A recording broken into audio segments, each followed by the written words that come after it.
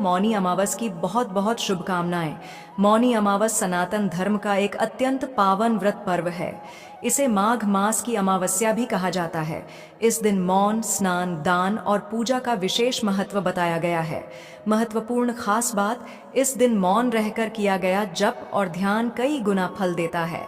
और इस दिन खासकर दान जरूर करें। अन्न, वस्त्र, काले तिल, गुड़, चावल, कंबल या धन का दान शास्त्रों में कहा गया है। मौनी अमावस के दिन दान करने से 100 गुना फल देता है। प्रिय साथियों, कथा को अंत तक अवश्य सुनें। ये कथा है एक ऐसे गांव की जहां प्रकृति अपनी अनुपम छटा बिखेरती थी। कलकल करती नदियां, हरे भरे खेत और सांझ ढलते ही मंद पवन में बहती मधुर लोक गीतों की धुन। किंतु इस रमणीयता के बीच एक भीषण अंधकार भी पनप रहा था। एक ऐसा अंधकार जिसने पूरे गांव के जीवन को निगल लिया था। नियति ने ऐसा खेल खेला था। नियति के विधि से बचाना किसी मनुष्य के लिए असंभव था। उस गांव में एक व्यक्ति रहता था जिसका नाम था भैरव। नाम के अनुरूप ही उसका व्यक्तित्व था, भय और रौद्र। भैरव की क्रूरता की कहानियां दूर दूर तक फैली हुई थी। उसका हृदय मानो पत्थर की एक ठंडी और कठोर शिला बन चुका था, जिसमें दया, करुणा, ममता या प्रेम का अंश मात्र भी शेष नहीं था। सुबह की पहली किरण फूटने से लेकर रात के गहरे आवरण तक उसका जीवन केवल एक ही ध्येय से संचालित होता था, परपीड़ा। दूसरों को कष्ट देना, उनकी आहों में अपने सुख की तलाश करना और हिंसा को ही अपना धर्म मानना। गांव के लोग उसे देखते ही सहम जाते थे। छोटे बच्चे उसकी छाया से भी दूर भागते, महिलाएं घरों के भीतर दुबक जाती और पुरुष भी उससे आंखें मिलाने से कतराते। हाय रे, ये कैसा मनुष्य है, लोग मन ही मन सोचते। क्या इसने कभी मां का दूध पिया होगा? क्या कभी किसी ने इसे प्रेम से पुकारा होगा? उसके काले कर्मों की फेहरिस्त इतनी लंबी थी कि गिनना मुश्किल। चोरी तो उसके लिए हर रोज का नियम बन चुका था, मानो सांस लेने जितना स्वाभाविक। किसी गरीब किसान की मेहनत से उगाई फसल को पल भर में उजाड़ देना, किसी विधवा के अकेले सहारा उसके बचे खुचे गहनों को छीन लेना, किसी असहाय पथिक को लूट लेना और उसे लहूलुहान छोड़कर हंसते हुए आगे बढ़ जाना, ये सब उसके लिए एक खेल मात्र था। भैरव, अरे ओ भैरव! एक बार एक बूढ़ी माँ ने अपने इकलौते बेटे की बीमारी के लिए बचाए हुए पैसे बचाने की विनती की थी। बेटा, मेरे पास कुछ नहीं बचा है। मेरे बीमार बेटे के लिए ये थोड़े से पैसे ही हैं, इसे मत ले जा। उसकी आंखों में आंसू थे, होंठ कांप रहे थे। पर भैरव ने उस बूढ़ी मां की ओर ऐसे देखा था जैसे वह कोई चींटी हो। एक क्रूर मुस्कान उसके चेहरे पर फैल गई थी। बीमार बेटा, तो क्या मैं उसकी दवाई खरीदने आऊंगा? दे जो कुछ भी है। और एक शब्द भी नहीं कहकर उसने झटके से उसके हाथ से वो पोटली छीन ली थी और एक जोरदार धक्का देकर उसे जमीन पर गिरा दिया था। उस बूढ़ी मां की चीख सुनकर भी उसका हृदय तनिक भी द्रवित नहीं हुआ। उसे उस मां की आंखों में मौत का साया नहीं, बल्कि केवल अपनी विजय दिख रही थी। एक और घटना। गांव में एक छोटा सा परिवार था, पति, पत्नी और एक मासूम बच्ची। पति शहर से लौट रहा था, कुछ सामान और बेटी के लिए एक छोटी सी गुड़िया लेकर। रास्ते में भैरव ने उसे रोका। जो कुछ है निकाल दे। उसकी आवाज में क्रूरता का विष था। उस आदमी ने गिड़गिड़ाते हुए कहा, भाई, ये मेरी बच्ची के लिए है। मैं दिन भर मजदूरी करके लाया हूं, मुझे जाने दो। भैरव ने एक पल भी नहीं सोचा। उसने उस आदमी पर तलवार से वार कर दिया, उसे घायल करके उसके सारे पैसे और यहां तक कि वो नन्ही सी गुड़िया भी छीन ली। वो घायल आदमी जमीन पर पड़ा छटपटाता रहा, पर भैरव ने पीछे मुड़कर भी नहीं देखा। उस रात उस परिवार ने जो दर्द झेला था, उसकी कल्पना भी नहीं की जा सकती। उस नन्ही बच्ची ने अपने पिता को लहूलुहान देखा, माँ को बिलखते देखा। बाप रे बाप, ऐसा राक्षस तो कभी देखा ही नहीं।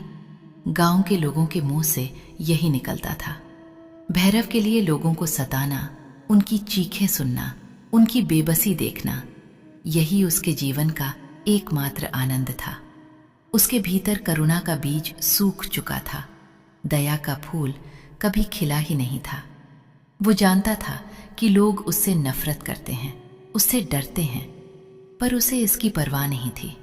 उसे लगता था कि यही उसकी शक्ति है। मैं ही सबसे बलवान हूं, वो मन ही मन दहाड़ता। एक दिन जब गांव के लोग अपने दैनिक कार्यों में लीन थे और भैरव अपनी अगली कुत्सित योजना बुन रहा था, एक संत गांव में पधारे। वे एक तेजस्वी महात्मा थे, जिनके मुखमंडल पर अद्भुत शांति और तेज था। उनकी आंखों में ऐसी करुणा थी जो किसी भी पत्थर को पिघला सकती थी। गांव के लोग उनके चरणों में झुके और उनसे अपनी व्यथा सुनाई। महाराज, हम एक राक्षस के आतंक से पीड़ित हैं। एक भैरव नाम का दुरात्मा है जिसने हमारा जीना दूभर कर रखा है। हमें बचाओ प्रभु। संत ने धैर्यपूर्वक सब कुछ सुना। उनकी शांत आंखें गांव के भय और दुख को पहचान रही थीं। उन्होंने पूछा, वो कहाँ है? लोगों ने भयभीत होकर भैरव के ठिकाने की ओर इशारा किया। संत बिना किसी भय या संकोच के भैरव के पास जा पहुंचे। भैरव उस समय अपनी अगली चोरी की योजना बना रहा था। उसने संत को देखा। उसकी आंखों में वही क्रूरता और उपहास था। क्या है बाबा, यहाँ क्या भीख मांगने आए हो? मेरे पास देने को कुछ नहीं है सिवाय लाठियों के, भैरव ने धृष्टता से कहा। संत मुस्कुराए। उनकी मुस्कान में ऐसी दिव्यता थी कि भैरव भी एक पल के लिए सहम सा गया। पुत्र, मैं तुझसे कुछ मांगने नहीं आया, मैं तो तुझे कुछ देने आया हूं। जीवन का मार्ग। जीवन का मार्ग? मेरा मार्ग तो मैंने स्वयं बना लिया है। मैं किसी के बताए रास्ते पर नहीं चलता। भैरव ने ठहाका लगाया। तेरा मार्ग तुझे कहाँ ले जा रहा है पुत्र? क्या तुझे कभी शांति मिलती है? क्या तेरी आत्मा कभी तृप्त होती है? संत की आवाज में एक अजीब सा जादू था। भैरव ने पहली बार अपने भीतर एक अजीब सी बेचैनी महसूस की, पर उसने उसे तुरंत दबा दिया। शांति, तृप्ति, ये सब कमजोरों के लिए है बाबा। मैं इन सब में विश्वास नहीं करता। पुत्र, तूने जीवन भर पाप किए हैं। तेरे कर्मों का बोझ इतना बढ़ गया है कि अब तेरी आत्मा भी करा रही होगी, भले ही तू उसे सुन न पा रहा हो। पर अभी भी समय है। नियति ने तुझे एक अवसर दिया है, एक आखिरी अवसर।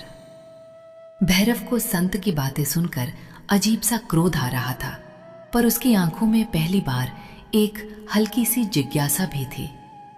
कैसा अवसर? संत ने धीमे से कहा। अगले सप्ताह मौनी अमावस्या है। उस दिन तू गंगा तट पर जाना। वहां सुबह से शाम तक पूरे दिन मौन धारण करना। एक भी शब्द नहीं बोलना, मन से भी नहीं। और संध्या काल में उस पवित्र मौन के साथ गंगा में स्नान करना। यदि तूने ये कर लिया तो तेरी आत्मा के पापों का बोझ कुछ कम हो सकता है। भैरव को संत की बात बेतुकी लगी। मौन? वो जो हर समय अपनी शक्ति का प्रदर्शन करता था, जो हर पल दूसरों को धमकाकर अपनी बात मनवाता था, वो चुप रहेगा? मौन? मैं? ये तुम क्या कह रहे हो बाबा? ये मेरे बस की बात नहीं है। बस की बात क्यों नहीं है पुत्र? ये तो तेरी आत्मा की मुक्ति का प्रश्न है। एक दिन का मौन और गंगा मैया का स्नान, क्या ये तेरे जीवन भर के पापों से मुक्ति पाने का छोटा सा मूल्य नहीं है?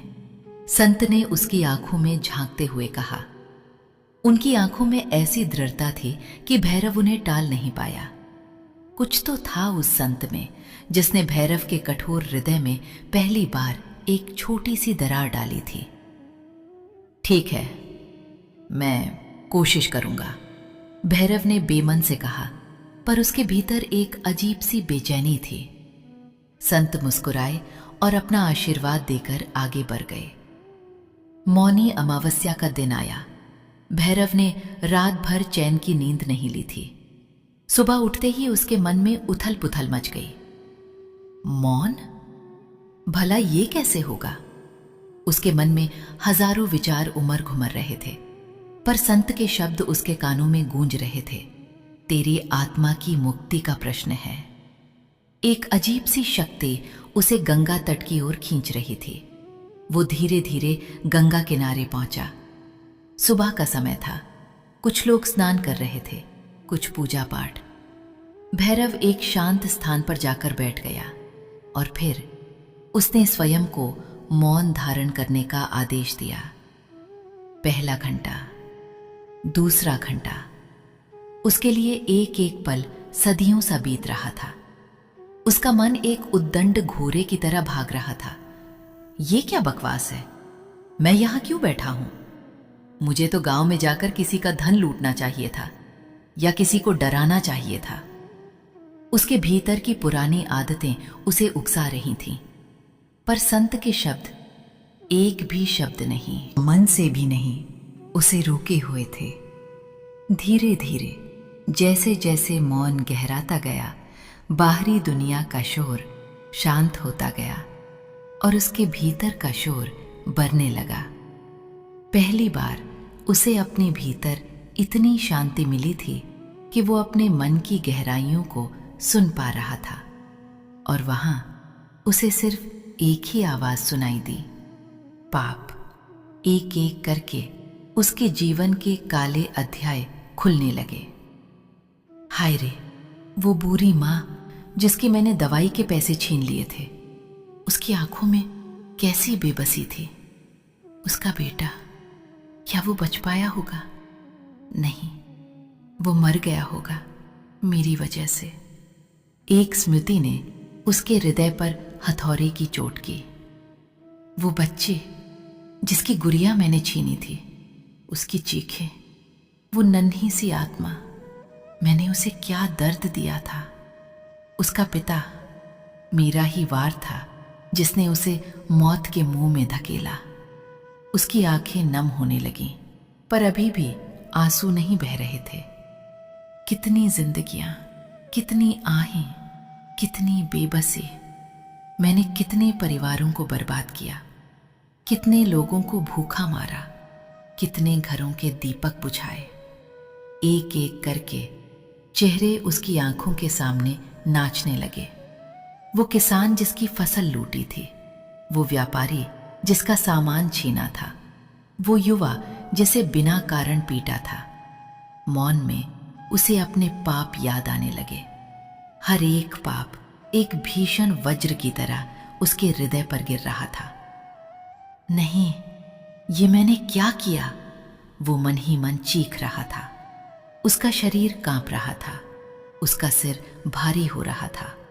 उसे लगा जैसे उसके शरीर में आग लग गई हो। उसके भीतर का हर कण दर्द से चिल्ला रहा हो। दोपहर हुई, सूरज सिर पर चढ़ आया। तपती धूप में भी वो बैठा रहा। मौन ने उसके भीतर एक ऐसा दर्पण स्थापित कर दिया था जिसमें उसे अपना घिनौना, क्रूर और पापी चेहरा स्पष्ट दिख रहा था। उसे अपनी सारी गलतियां, अपनी सारी क्रूरता, अपनी सारी हिंसा किसी फिल्म की तरह दिख रही थी, और वो उसका नायक नहीं बल्कि एक दानव था। मैं कितना नीच था, कितना क्रूर। मैंने क्या समझा था अपने आप को? शक्तिमान? नहीं, मैं तो एक कायर था जो अपनी शक्ति का उपयोग केवल दूसरों को दुख पहुंचाने के लिए करता था। उसके मन में पश्चाताप की अग्नि धधक उठी। एक अजीब सी घुटन उसके गले में थी। वो बोल नहीं सकता था, चीख नहीं सकता था, रो नहीं सकता था, पर उसका हृदय उसका हृदय तो फट रहा था।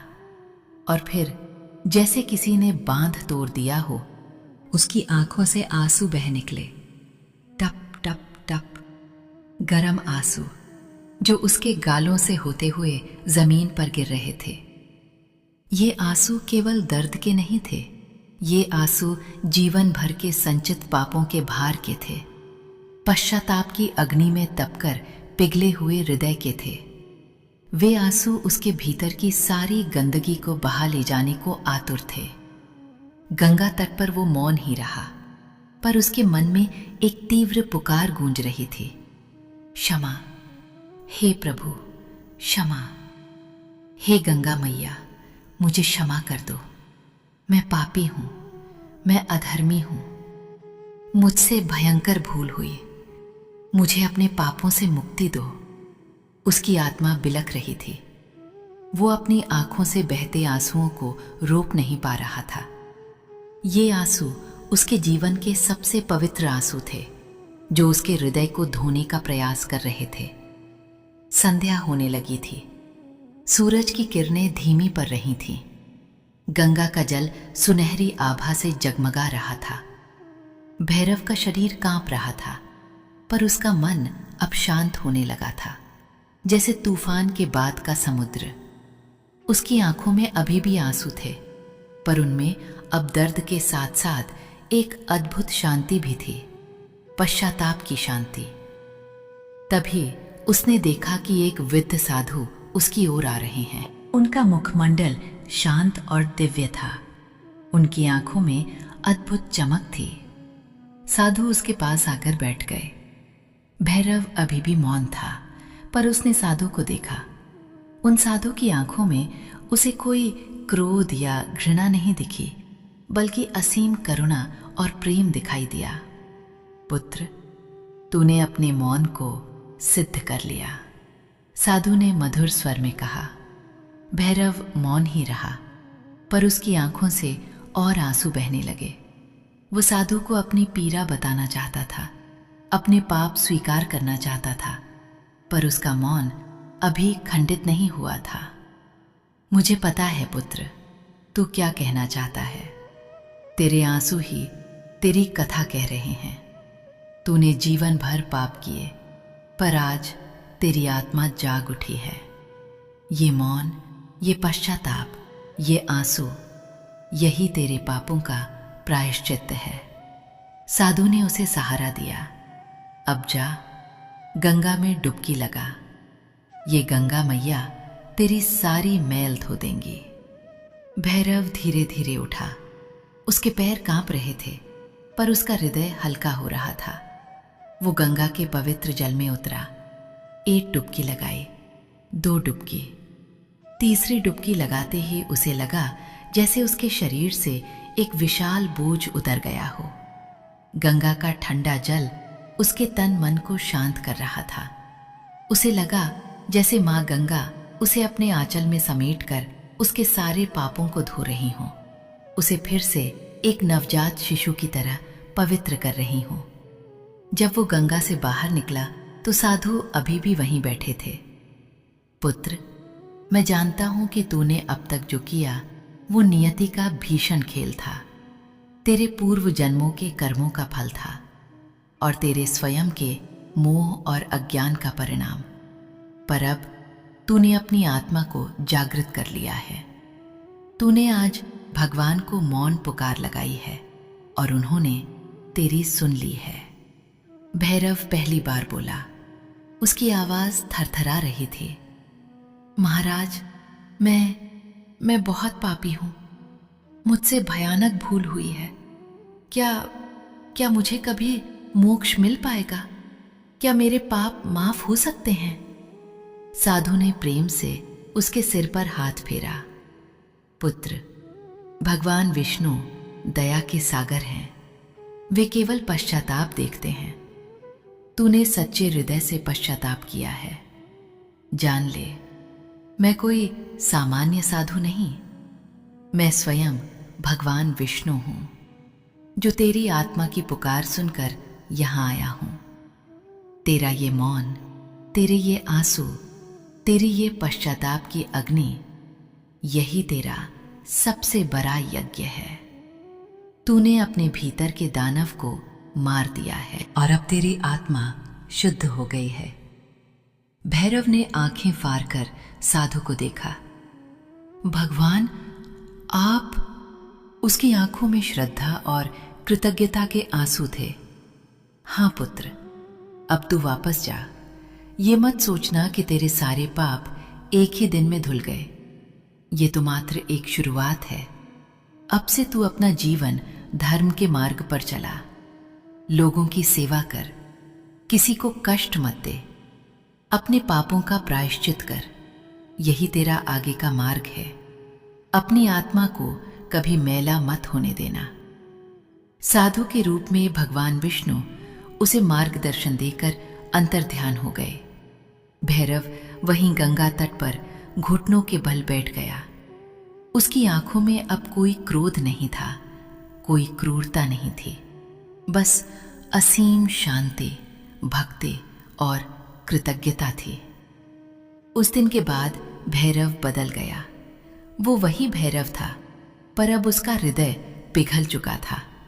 वो गांव में वापस लौटा, पर अब वो लोगों को डराता नहीं था, बल्कि उनके पैरों में झुककर अपनी गलतियों के लिए क्षमा मांगता था। मुझे माफ कर दो भाइयों, बहनों, मैंने तुम सब पर बहुत अत्याचार किए हैं। मैं एक पापी था, मुझे माफ कर दो। उसकी आंखों में सच्चे आंसू थे। शुरू में लोगों को विश्वास नहीं हुआ। ये नाटक कर रहा है, ये फिर कोई नई चाल चल रहा है। पर जब उन्होंने देखा कि भैरव सचमुच बदल गया है, वो अब चोरी नहीं करता, किसी को सताता नहीं, बल्कि दिन रात दूसरों की सेवा करता है, तो उनका हृदय भी पिघलने लगा। वो बूढ़ी माँ जिसके बेटे के पैसे उसने छीने थे, भैरव ने उसकी सेवा की, उसकी देखभाल की। उस बच्चे के परिवार से भी उसने क्षमा मांगी और उनके लिए सब कुछ किया जो वो कर सकता था। भैरव ने अपना शेष जीवन तपस्या और सेवा में समर्पित कर दिया। उसने एक छोटी सी कुटिया बनाई और वहीं रहकर लोगों की मदद करता। वो अपनी गलतियों को कभी नहीं भूला, पर अब वो उनसे डरता नहीं था, बल्कि उन्हें याद करके और अधिक विनम्र और दयालु बन गया था। वो एक नया इंसान बन चुका था, जिसने अपने भीतर के पापी को मारकर एक संत को जन्म दिया था। और इस प्रकार नियति का वो भीषण चक्रव्यूह जो भैरव को अंधकार में धकेल रहा था, मौनी अमावस्या के एक मौन और पश्चाताप भरे दिन ने तोड़ दिया। एक पापी की मौन पुकार को भगवान विष्णु ने सुना और उसे मुक्ति का मार्ग दिखाया। ये कथा हमें सिखाती है कि चाहे मनुष्य कितना भी गिर जाए, कितने भी पाप कर ले, यदि वो सच्चे हृदय से पश्चाताप करे और प्रभु की शरण में जाए, तो उसके लिए मुक्ति के द्वार सदैव खुले रहते हैं। भगवान की करुणा असीम है और वे अपने हर भक्त को, चाहे वो कितना भी पापी क्यों ना हो, क्षमा कर देते हैं। बस उस क्षमा को मांगने की सच्ची लगन और मौन पुकार होनी चाहिए। प्रिय साथियों, इस वीडियो में मौनी अमावस की पावन व्रत कथा यहीं पर समापन होती है। हम कामना करते हैं कि श्री नारायण की कृपा आप सभी पर बनी रहे। जय श्री हरि, जय श्री नारायण, जगत के पालनहार।